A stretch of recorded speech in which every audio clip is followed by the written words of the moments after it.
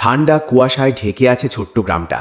ছোট্ট বৃষ্টি জানলার পাশে দাঁড়িয়েছিল, দু চোখে বিষণ্ণতা। এই বছরও ওর বাবা শহর থেকে ফিরতে পারল না, আর মা কাজে গেছে খুব সকালে।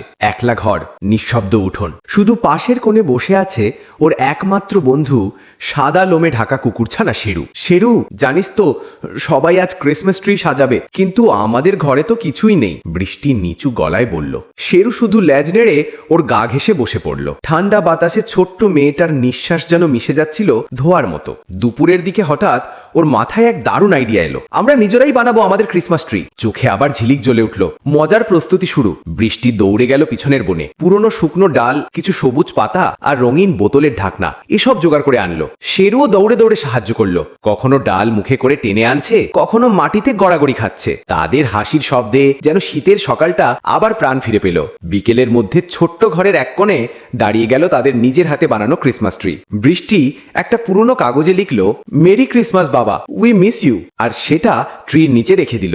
রাত নেমেছে, আকাশে তারা ঝলমল করছে। বৃষ্টি ঘুমোতে গেল। শেরু গিয়ে বসে রইল ট্রিয়ের পাশে। ঠিক তখনই একটা অদ্ভুত আলো জানলা দিয়ে ঘরে ঢুকলো। ট্রিয়ের তারাগুলো যেন নিজেরাই ঝিকমিক করতে শুরু করলো। শেরু হালকা ঘেউ ঘেউ করলো, যেন কিছু বুঝতে পারছে। ভোরের দিকে দরজায় ঠকঠক শব্দ। বৃষ্টি ঘুম থেকে উঠে দরজা খুলতেই বাবা দাঁড়িয়ে, হাতে চকচকে একটা ছোট্ট উপহার। মা ছুটি পেয়েছে, তাই আজ তোমাদের সাথে ক্রিসমাস কাটাতে এলাম। বৃষ্টির চোখে জল, মুখে হাসি। শেরু লাফিয়ে বাবার পায়ে পায়ে ঘুরছে। বাবা বললেন, এত সুন্দর ট্রি তো আমি কোথাও দেখিনি, এটা কে বানিয়েছে? বৃষ্টি বলল, আমি আর শেরু।